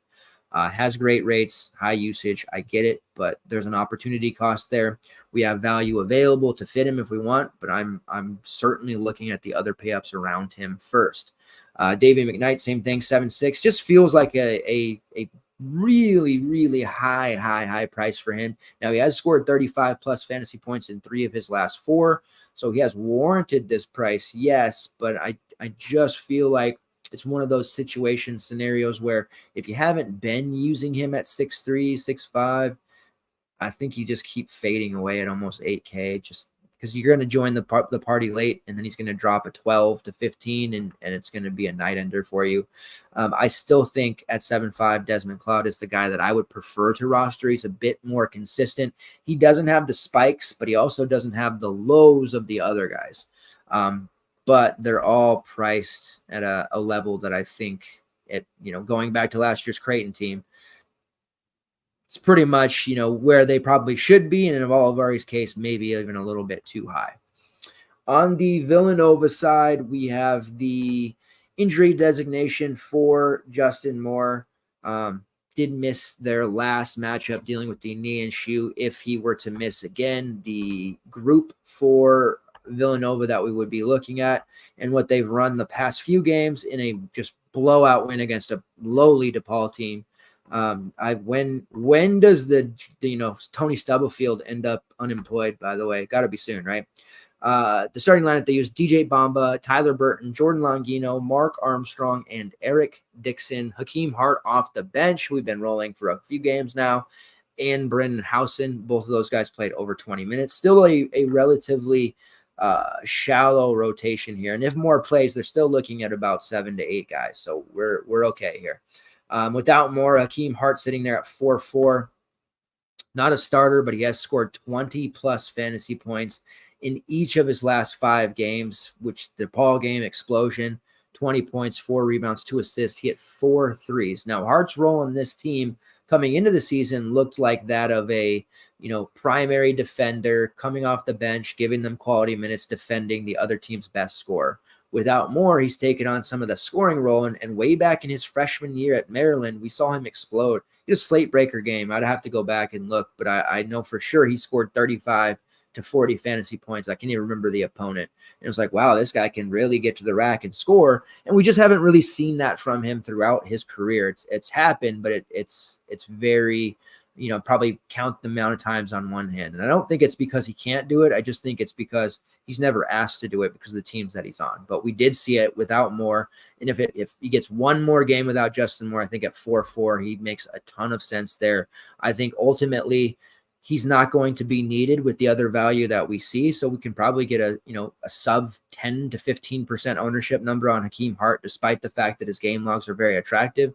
Normally you can guess a guy's logs, at that price are going to make him heavy chalk. But I just think that there's way too many other options here, which will water down his ownership to a degree. Longino is normally my favorite, but he's up there at 5.5 now. So I can safely get away from him, even if Moore is out. And the same could probably be said about TJ Bamba. He remains more of a GPP guy for me because of the high, range of outcomes for him. Mark Armstrong is down there at 3.5, playing over 20 minutes. You have another sub 4K value here, but it is Mark Armstrong. The last time he really hit a fantasy relevant number, I think you have to go into last year because he hasn't hit above 20 yet this season. He has scored 16 plus in 2 of his last 3. At 3.5, you don't really need a lot. We did get 31 from Hassan Diarra, but unless you're, our friend in the FTN Discord, Mark, you can't usually expect 10x from your 3.5 guy. So we know Armstrong's not putting up 10x. Lower end value, gets minutes, but not that great of a play. And then you have Eric Dixon at 6.9, Tyler Burton at 6.8. Burton is a buy low guy, usually sticking away from him at this price range. I'll wait for him to fall below 6K again, and it might not happen. And then Dixon, a nice buy low opportunity right now, sub 7K. I don't necessarily get him right very often, so I usually stay away from him. Now, Xavier's front court isn't an outright DVP plus spot, but their front court is definitely susceptible to giving up, big fantasy scores. However, having Abu Usman eligible faster than they thought has really helped alleviate some of that. So Dixon is more of a all-team play for me as well. Moving on to the next game, we have Nebraska versus Indiana. What's up, Gunner? Appreciate the support, my friend. Thank you. I love hearing it, man. I'm not one of those guys who's like, yeah, compliment me and want to hear all this nice stuff. I just like helping people win money. There's not a lot of guys in the industry where I feel like they put their, I want to win myself. Like, don't let me sit here and be like, I don't care if I win. Like, I want to win, right? Like, that's a high priority for me. I'm not just, I want to be in the industry. I want to do this. I want to win money too, right? I got shit to pay for. I got kids. Like, justifying to the wife spending all these hours doing it. Sometimes it's like, hey, let me go to the DK book, and I promise you we'll have a fun Valentine's Day. But I love seeing a lot, people win because of what we do here at the FTN Network. So saying things like that, I do appreciate it. And I hope that, we finish strong together over the next couple of months here. All right. Nebraska versus Indiana. This is a weird one. Nebraska, man, they're looking like they might be a turning team. We might finally get Fred Hoiberg, the mayor, back in the big dance. Not since those elite Iowa State teams, the DeAndre Kane, Georges Niang, Melvin Edgem, Monte Morris. I thought I had one more. My brain isn't with it. Usually I have a Ken Palm encyclopedia up here, but that's all I got for right now. But this Nebraska team is looking awesome. They're 5-point favorites against Indiana, total of 151.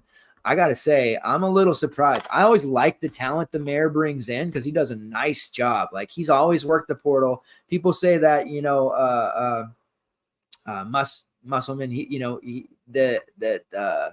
Arkansas is the king of the transfer portal, and they do everything. But the original purveyor of working the portal was the mayor, and he doesn't get enough credit. And this year they've got Nebraska out to the best start in his tenure at 11-2.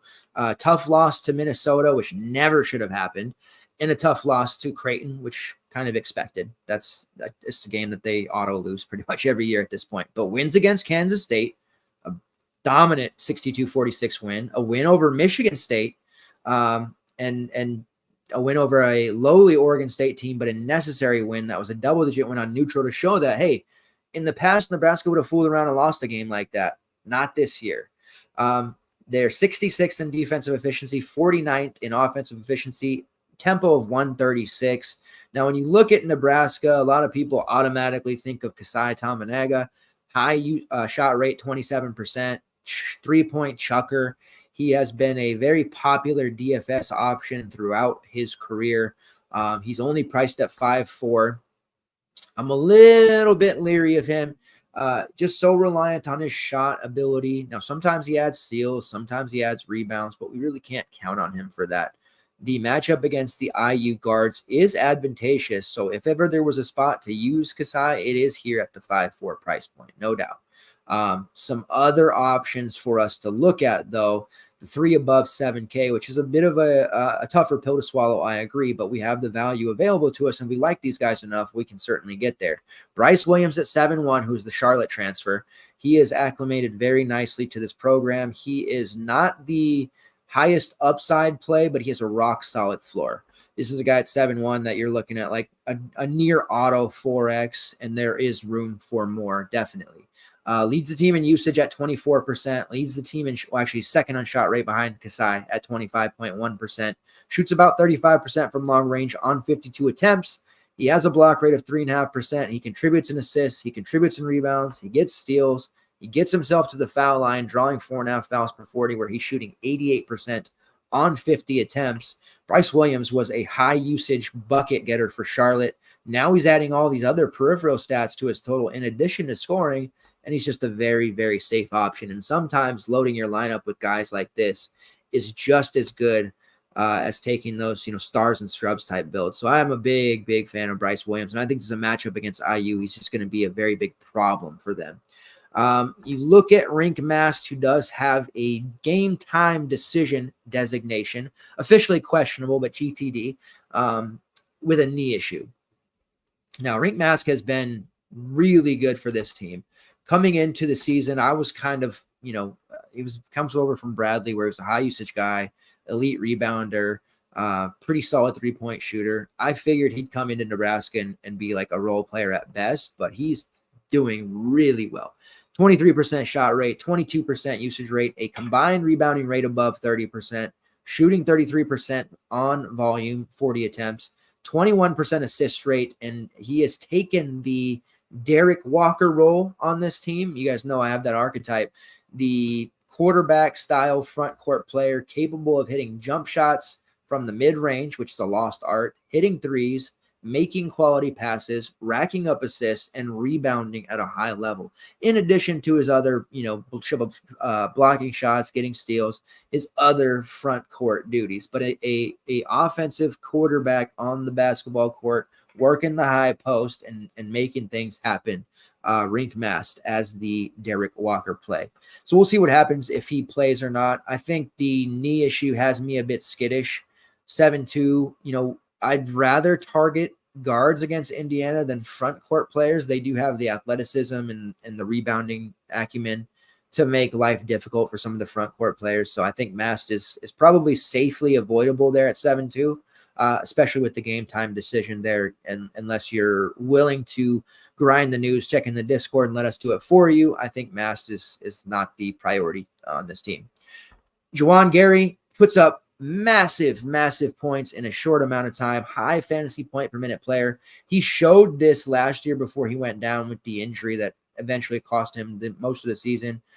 We saw him coming off the bench. Now he's worked his way into a starter role, playing over 30 minutes. If Mast is out, man, Gary's going to absorb all of the low post touches.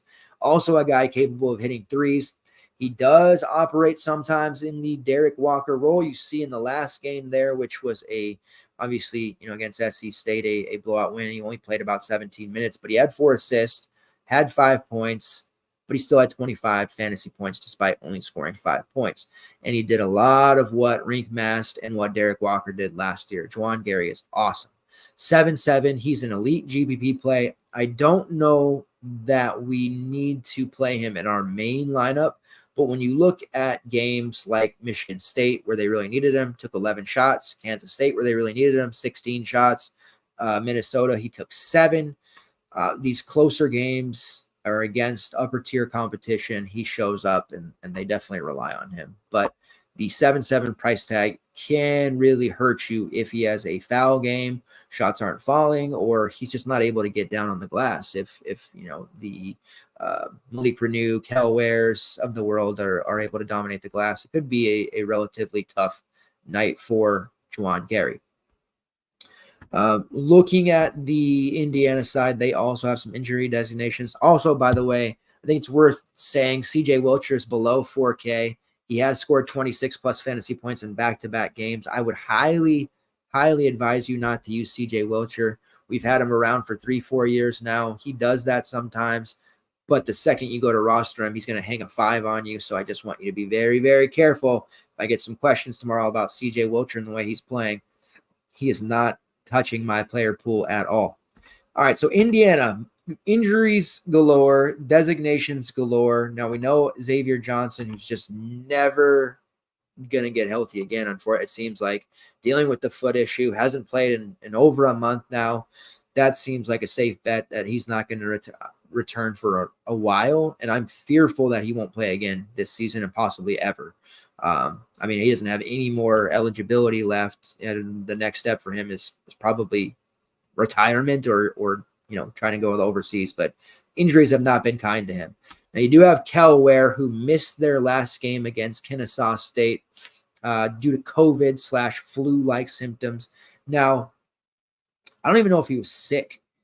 He tested for COVID and had a positive. We're still doing that apparently, to where guys aren't sick, but they test positive. So he had to miss that game there. It does sound like there's a good chance he's back due to that. Him being back certainly makes Gary less interesting because of his presence on the glass. If Ware is out, I think the Nebraska front court becomes a lot better of an option because his presence underneath and his athleticism, shot blocking ability, it just opens up a lot. Malik Renew went absolutely insane against Kennesaw State, playing 37 minutes. All those, guys out, nobody really stepping in to be an alpha. Renew said, I'll do it. 34 actual points, 60 fantasy points, a career game, back-to-back games, over 25 real points. Malik Renew, 8-4. It's a tough price, but if there's nowhere, he's at least in consideration. But I do respect this Nebraska defense enough. He's probably not going to touch any of my lineups, but Renew has been trending upward for over a year now, and that explosion game should really come as no surprise to anyone. He's going to be phenomenal, and I do believe he'll be back next year and just absolutely be crushing as a 9K player with regularity. You do have 6'5" Mackenzie Mbako, who has really worked himself into a strong role here. Foul issues in the first half cost him some time against Kennesaw, but he still had 27 fantasy points in less than 20 minutes. Without Kel Ware, he's in consideration. More of a GPP look at that 6'5" price point. And then my guy, Anthony Walker, who Miami has to wish they had. He's played so well, and he's been getting so many minutes over the last 3 to 4 games that his price has shot up from near min price to 5.5. Can't use him there, but he is playing heavy minutes, and without Ware, he's probably looking at another 20 to 25 minutes, making him somewhat in play. But again, the matchup against Nebraska isn't really that great. And we also saw 15 minutes out of Peyton Sparks without Kel Ware, 8 rebounds, 10 points, 4 blocks, 33 fantasy points. He's 3.8. Even if Kel Ware is out, I would not recommend Peyton Sparks. There's very little chance he's going to put up 33 in 15 minutes once again, especially against Nebraska on the road. All right, hitting the home stretch here, NC State versus Notre Dame. We have the two bad teams. You got to see this Louisville versus Notre Dame game. We got to see how that shakes out when it happens. This is one that would seem like an obvious spot to use NC State, or maybe even stay away outright. Now, they're 5-point favorites, and the total's only 137. Looking at it, let's pull up the Ken Palm pages here. Ken Palm has it 70 to 65 in favor of NC State. Now, I don't know what I'm missing here other than they're on the road. And I know NC State's had some tricky outings here, but they should beat Notre Dame, whether it's at home, on the road, on a neutral, on the moon, on a ship. Like, they should be beating Notre Dame by 10 plus points. I do like NC State more than others, and I have found myself using them this year when nobody else did to moderate success. We were a game early on Jaden Taylor last month. He went up for like 35 to 40 the next game after an 18. Dennis Parker has been kind of a project of ours. We know MJ Rice is around now. Like, they have a pretty interesting roster. Looking at it price-wise, who do we want to use? Now, this is a spot, again, against Notre Dame that some guys have to be in play here. And Notre Dame's front court is a situation in which ordinarily they can be beat up too. Now, Kerry Booth went off against Virginia because they have no front court to speak of. NC State does, and they can take over this game in the front court if they wish. Starts with a GBP look at DJ Burns, who's priced at 7.6. Can't really look at him there, but he does have double-digit upside scoring-wise and rebounds. Like, if he had a 15 and 12 type game, really wouldn't shock me. Fouls are an issue for him, but if he can stay on the floor and log about 25 to 26 minutes, I think he puts up a 30-plus number here. Is a great overall GBP look. Not a main team guy, but GBP-wise, absolutely. DJ Horn at 7.5. He has got strong peripherals, contributes on the steal side heavily. That is why his upside has been so high lately. He's another GPP guy that should be able to force Notre Dame guys into turnovers. If he's able to continue scoring at such a high level, that will warrant his price tag, but I don't think his scoring will continue, so I'm a little bit lower on him than I would be Burns, but both are certainly acceptable GPP looks. Then we get into some price points where we can start really considering. Jaden Taylor, I still like him. He's had low upside recently. Taking a ton of shots, though, those are still going to remain. When it comes to, alphas and offensive looks, DJ Horn, DJ Burns, MJ Rice, like those guys will take shots, but I feel like Jaden Taylor is a guy that when they need a bucket or it's on the line, Taylor's a guy that they can look to, and to a lesser extent, Casey Morsell, even though not the biggest Morsell fan. But I do think Taylor is just a guy who would develop and playing in this system, under Coach Keats, I think it's going to be a good ultimate spot for him. He's definitely interesting to me at 6'4". Dennis Parker, still pretty raw, rebounding machine, can shot block a little bit, can score a little bit, probably not using him at 6K. And then you go down, you've got Casey Morsell at 5K, putting us to the test. I can't do it, man. I can't. I don't know if Alex is around right now, our resident NC State, aficionado, but Casey Morsell at 5K, can't do it. I just can't do it. It's a matchup for him in which he can exploit, but if he's not scoring, he's not providing us with enough. But that is a price point that's definitely going to reel some in. And I'll be interested. I'll be, playing with the sheet tomorrow and figuring out where his projection lies, because he's definitely somebody I could see projecting quite well here in this spot. But I definitely don't like it. And then you have MJ Rice, nearly min price at 3.3. His role on this team, man, it's not solidified yet.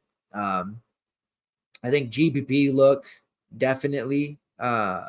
He did miss some time early in the year. Now he's getting about 15 to 16 minutes. He has all the upside in the world. We might be looking at him being a year out to where he's a consistent option. As far as being able to use him, we did, utilize him against Tennessee coming off the, his first couple of games where he played 10 to 15 minutes. Didn't quite work out. He had a nice first half, but I don't think he's able to be used in your main lineup just yet. So 3.3 is a great price, but we have other value that we've already talked about, so we don't have to get too cute there when it comes to MJ Rice. On the Notre Dame side, this is where guys feel they're priced where they probably should be. Like Marcus Marcus Burton's there at 7.8. That's a price that, he was 9K early in the season, which was way out of whack. Now they've leveled it off, but 7.8 is a little bit too high. This is another guy who has a high usage rate, takes a bunch of shots, does operate as the facilitator as well. So he has upside for assists, but 7.8 is just a price that I feel like it's a bit too high for this matchup. NC State's got a pressure D. They're going to force turnovers, and Burton has a pretty high turnover rate that makes me a little bit nervous and leery of paying that price. He's another kind of GPP look. This whole game, honestly, has the GPP chops for it. You've got J.R. Coe at 6'5" after he put up a 30 against Virginia. That is the third game out of the last 4 where he's put up 26 plus. Taking a bigger part of the offense next to Burton. They've got the 1A, 1B option going on there. Now, JR rebounds at a fairly high level, but he doesn't do a whole lot else, and he's very reliant on his three-point shot-making ability. Kerry Booth at 6K. No thanks. I think he ends up in foul trouble against Burns there. He did the damage against Virginia, but not going to do it against NC State. Tay Davis appears to be in the doghouse, so we can't utilize him. Keba Njai at 4.2. He's playing lots of minutes, but he's a low-end option at best. And then you have down there at 3.4, coach's son, Braden Shrewsbury. If he were to play 20, 25 minutes, I guess, but he's another scoring-reliant player. Don't necessarily need to use him either. All right, we end the slate with 2 Pac-12 games, Stanford versus UCLA, Cal versus USC. Now, UCLA 4.5-point favorites against Stanford. It's 139 total. Now, if a lot of times we've got my man Don, he's not around right now, it looks like, asking me what my favorite bet is of the day, and we now have found it. And I'm not just chasing Stanford because they had a big win over a program they probably had no business beating. But Stanford plus 4.5 seems like an excellent bet against a UCLA team that coming into the season, I had a lot of concerns for my own brain when it came to this team because all the talking heads, everybody in the industry that follows college basketball, all were talking about how Mick Cronin, he went overseas and he's got all these players coming in and Adeem Bana is going to take that next step and this is going to be a real good UCLA team. And I'm looking at their roster and trying to figure out what I'm not seeing that everybody else is. Sebastian Mack is turning into a fairly decent player, and I think he will be really good next year, but he's still a freshman. He's raw. Adeem Bana is just not an anchor to a team. He's better as a secondary defender, shot blocker, rebounder, yes. Dylan Andrews in a high usage role. Will McClendon, what's he actually going to do? Lazar Stefanovic being their best portal get. He was a role player at best for Utah. And then they, again, get all these guys, overseas that have upside pedigree with their international clubs. But this just really seemed like a disaster waiting to happen, and it has been. They're 6-7. They suffered the close loss on a neutral to Marquette, and I think that kind of fooled a lot of people into thinking this team was good. They lost a close game and a neutral to Gonzaga, but they've just been faltering since. Maryland, a loss to Maryland, that's bad. The close loss to Oregon, not great. Lost to Ohio State, lost to Villanova, and a lot of these have been close games. So I get why maybe some people are sort of they've been losing, but they've been close and they're playing well. I do not think you see too many opportunities where when they play Arizona, Colorado, some of these upper tier Pac-12 teams, and a lot of the Pac-12 is jammed together, where they're going to be competitive. I think Arizona and Colorado teams like that just easily dispatch of them. And I don't think they beat Stanford. So I'll be sprinkling the money line there and Stanford plus 4. For what it's worth, Ken Palm does have it 71-67 in favor of UCLA. I am just really not a fan of this UCLA team and question this roster to no end. Jan Viti, who is really not playing many minutes at all, dealing with an ankle issue. Apparently he's going to be available now. You have Adeem Bana there at 7-1. Foul risk. Did put up a big number against Oregon, but I will let others chase that, especially against a capable Stanford front court. Sebastian Mack is still a little bit too priced up at 6'8". He hasn't looked great. The Oregon schools, he had a pretty tough week, but we know he has major upside. And then you get down to Lazar, Dylan Andrews, Will McClendon, Adi Mara. there's just nothing there that I'm that interested in. Now, the matchup on a whole against Stanford, there's fantasy upside there, but I just can't imagine using Bruins guys right now with how bad they're playing and how the lack of cohesion of this roster and rotation is just really harming them. On the Stanford side, there's a lot more to like here. It starts with Kanan Carlisle, who went absolutely berserk and was a big reason why they beat Arizona 100-82, right only a couple of days after they lost to a bad ASU team. Chaos, anarchy, no, it's just college basketball, right, Rothstein? 28 real points, 8 rebounds, 46 fantasy points at 3.5. If you used them, you had a good day. He wasn't even that highly owned, considering how great he did. 5.7 now. I wouldn't chase that at 5.7, but I think at this point it's pretty clear he's going to play. And it probably won't be that long before he works his way into a starter role in which he plays massive, massive minutes. Now, right now they're running Brandon Angel, Jared Bynum, Maxime Reynaud, Spencer Jones, who we were also on that day, Michael Jones as the starter. They've moved Andrei Stojakovic to the bench. He's got some more developing to do, although he did hit a couple shots, had scored 16 points against Arizona. Overall, looked pretty good. Kanan Carlisle, James Keefe, and Benny Gieler. So that's the main roster rotation that they're running. Now, Michael Jones played 12 minutes against Arizona because Carlisle was so very good. They also gave Stojakovic about 23 minutes. They're split with Spencer Jones. Now, Spencer Jones is known as the Arizona killer. He always does well against Arizona. He was a very nice option there at 5.3. I didn't think we would get him at a cheap price for too long with the way that DK has been pricing.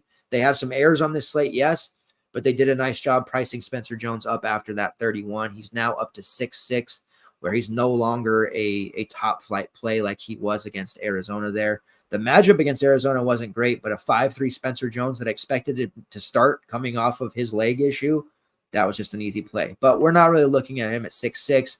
Reynaud at 6.7. That is a price I'm interested in there. Tougher spot against UCLA, perhaps.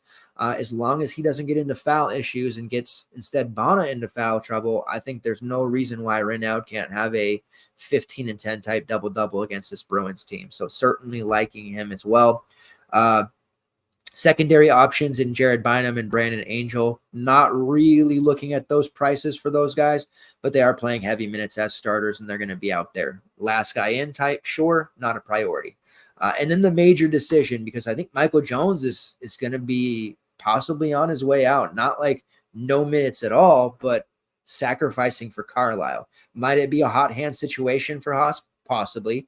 I want to still have exposure to Kanan Carlisle, but unless he suddenly jumps in the starting lineup, I am hard-pressed to make the 5.7 price point work just yet, but he's obviously very, very good.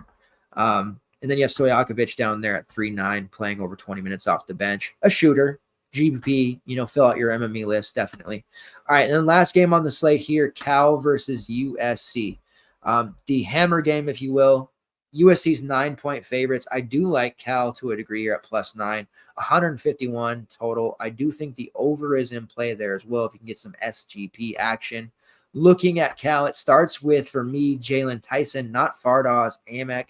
Although the USC front court is susceptible to giving up massive rebounding games to front court players, Fardaws could very easily have a 18 to 20 rebound game in this matchup against USC.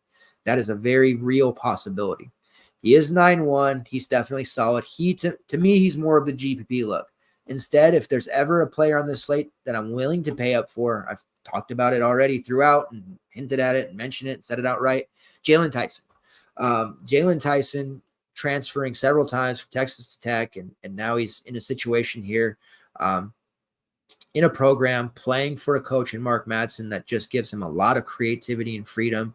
He operates, down low. He operates as a facilitator. He takes threes. He can bang down low. He can score at all three levels. He can defend damn near 1 through 5. I love Jalen Tyson. Now, because of his aggressive style and the way that this system runs, he is known to get into first half foul trouble. But you see a lot of games where he has 2 fouls, and that's because he picked up those 2 in the first half and then got none other.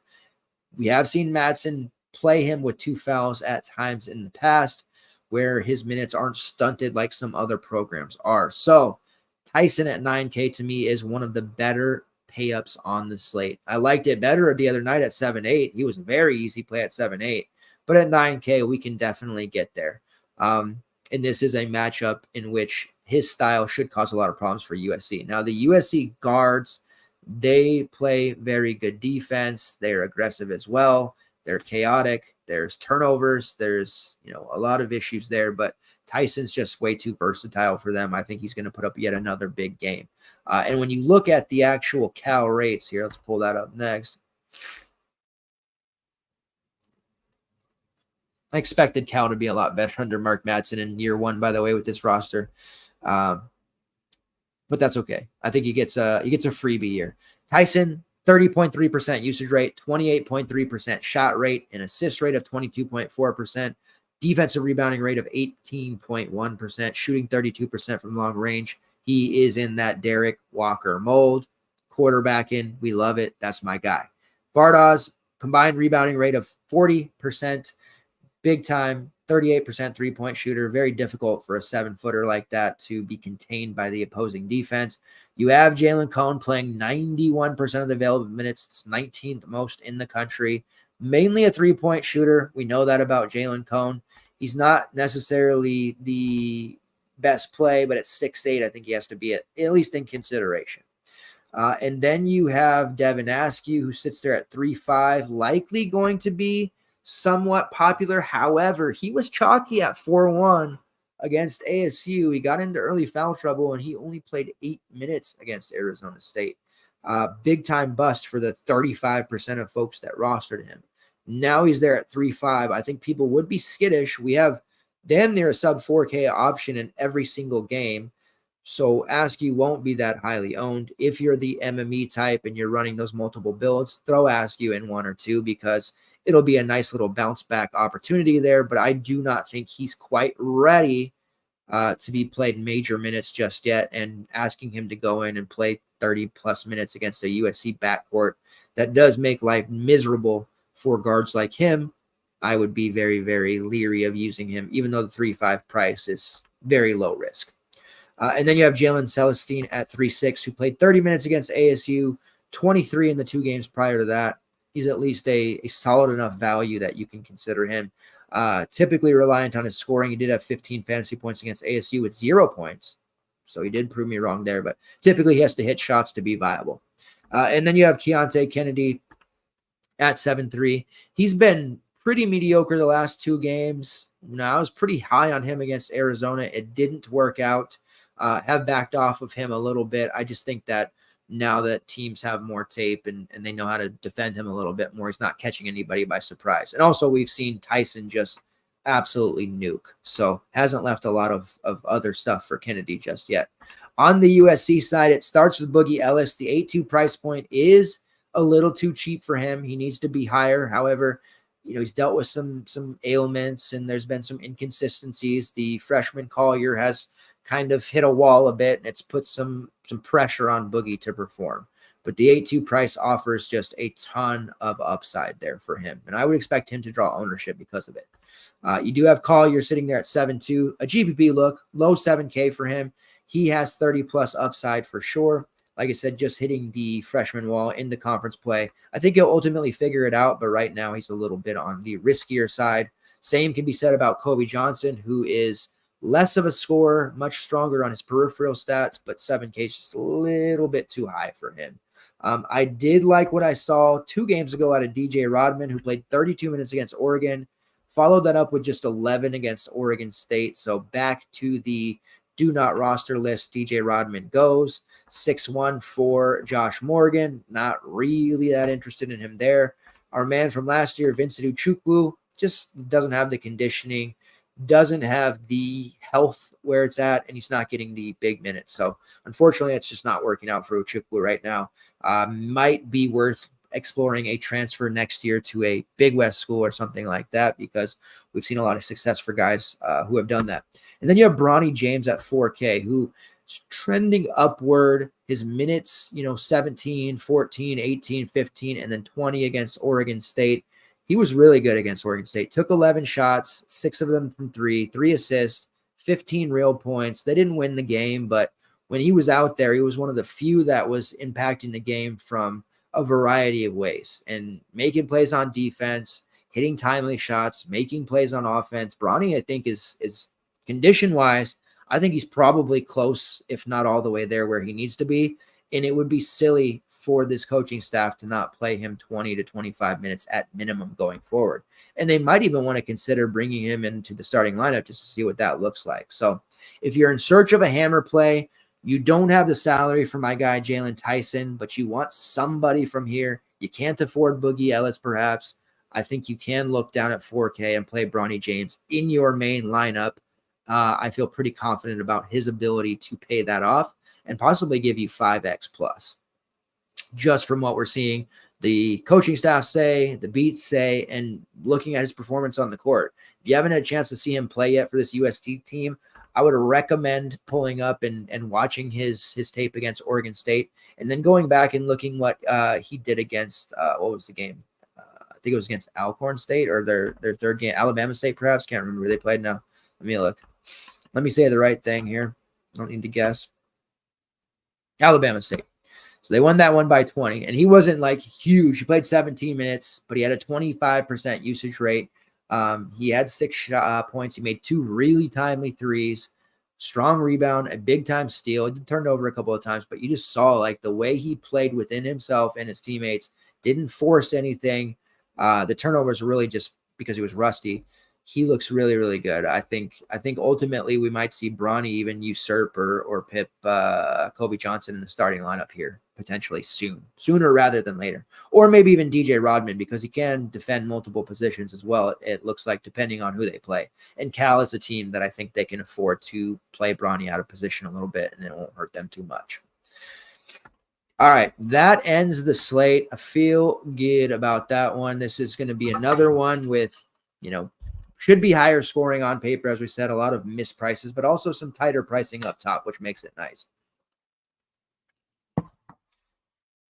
So core-wise, I think we're going to go with the following options here. And this is subject to change in the morning or later in the afternoon as I have the sheet out and kind of, start to refine. There are a lot of today's slate, I think there are a lot more plays. It made it harder to kind of condense down your player pool. This slate, I don't feel like there's quite as many plays. It seems a little more condensed, which should make it somewhat easier. Core play number 3, and what I believe to be one of the highest owned players on the slate. Could be wrong, but Isaac McNeely sitting there at 4-5, still playing 30-plus minutes, playing against Louisville. Just seems like a chalk block play there, and that's too cheap a price for him going up against the Louisville team. So Isaac McNeely, core play number 1, will definitely eat that chalk there and feel pretty good about it. We will see what happens with Miami as well, because Keyshawn George is going to be my other value favorite that emerges there, depending on what happens with Luka Poplar and Nigel Pack. All right, core play number 2. I am going up to the top and am going to pay. And I know I'm very anti-pay up, but $9K, I can swallow that price with all this value. Jalen Tyson going up against USC, the ultimate hammer play. Just a guy that he hasn't been really getting that much ownership, and he just continues to pan out time and time again. And even his low-end games, we're probably still looking at like a 3 to 3.5x, which isn't necessarily a death sentence if he hits 30, 27 to 30. But I do think he has the chops to put up 40 plus against this USC team and continue his hot streak. So Jalen Tyson, core play number 2. Then this third one is really difficult for me because I have a lot of different players on my mind that are like low, like sub 5K. I want to play an entire lineup of sub 5K options here. But I think I have something here in what can be also the posh play of the day, which we haven't really rolled too many out in the non-con because I'm trying to protect that record. But now that we're in the conference play, we can start looking at some of these, guys that aren't going to be very high owned and guys that we feel good about in their matchups. And that's going to be Bryce Williams at 7-1, not the most advantageous price, but going up against an Indiana team that does not have the perimeter to guard him, probably doesn't even have the wings to guard him. And his contributions in all categories make him an extremely safe play. That's going to be especially true if Rink Mask can't go. So core play number 3 and posh play of the day is going to be Bryce Williams. Again, tomorrow, as I release the article and have more time to think on it, that could change. But as of right now, we're looking at Jalen Tyson, Bryce Williams, and Isaac McNeely, price or an option at all 3 price ranges there for value, mid-range, and pay up. Other guys that I'm really looking at determining on the Miami injury news, Bronny James, who I like, a heat check on Kanan Carlisle, and then the Roddy Gale heat check play as well, and then deciding on what we want to do with Clemson, because I ultimately think we do want to use somebody from Clemson, but if we can't get to PJ Hall, is it actually paying $7K for Ian Schifflin? Is it taking a shot on somebody like RJ Godfrey?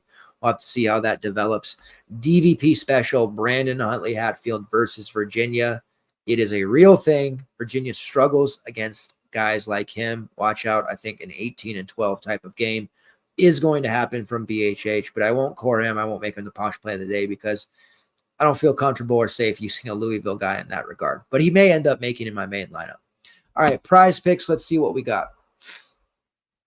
We have a pretty decent board. Now, they've been releasing fantasy points the next day or closer to lock. So when I do these shows the night before, I don't have a whole lot of options for the fantasy scores. But like today, we had some pretty nice hits on those. And then Ezra Azor under 13 real points that hit. So it's a pretty decent night for PrizePicks as well.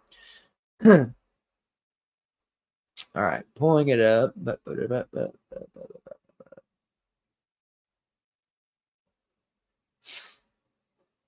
So I think we're going to go with George Washington's playing Fordham. Jafet Medor over 20 points, rebounds, and assists, operating as the facilitator for this team. I do think GW, as improved as they've been, still susceptible to giving up big scores. Medor, somebody who can score a little bit, drop dimes, adding all those peripherals together. So I do like the over 20 PRA for Jafet Medor. Rasul Diggins and Keon Thompson both have advantageous PRA numbers going against Duquesne's. I will lean into Diggins at over 17.5 PRA. Diggins was pretty good over the holiday season for us in the Diamond Head Classic. Somebody that I think is going to further develop, and I am a big fan of his. So over 17.5 for Rasul Diggins.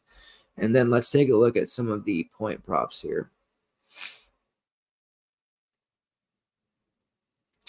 This is going to feel high, but Jalen Tyson's scoring 20 tomorrow. So over 16.5 real points for Jalen Tyson. I've been hitting his point prop a lot lately. It's been working out quite well. So we will lean into over 16.5 real points for him. And then Spencer Jones over 12.5 real points against UCLA. I like that prop. Desmond Cloud over 13.5 real points against Villanova. Also on that one. And then let's get one more here.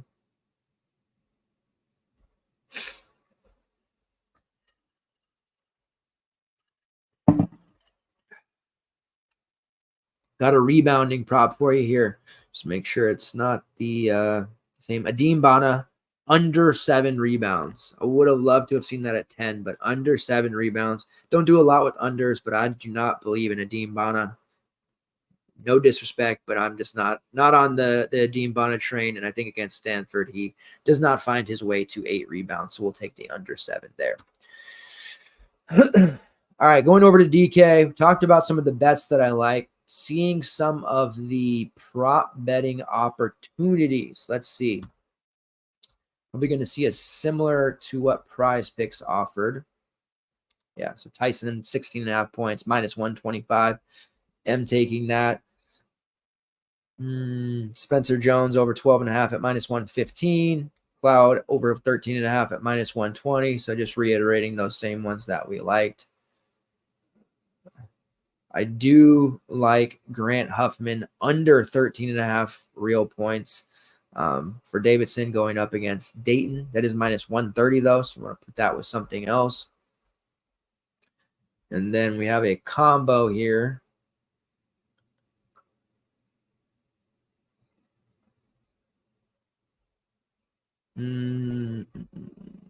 George Mason versus LaSalle.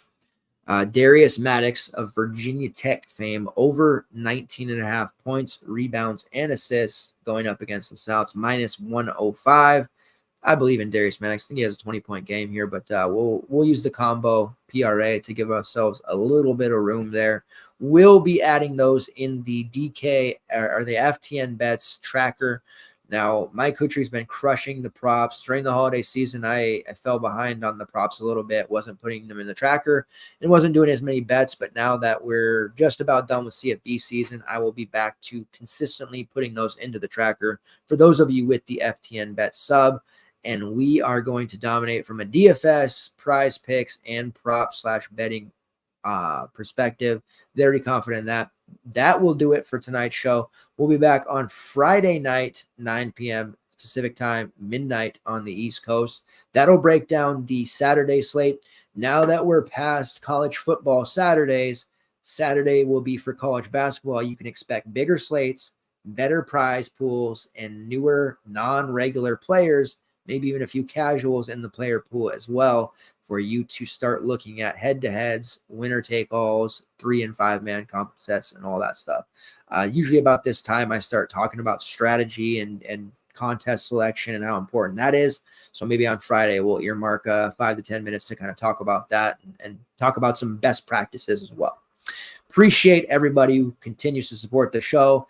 Let's keep it up. Having a hot 10-day period here. Let's keep it going into January and the new year. Happy 2024. Thank you guys very much, and I'll see you next time. See ya.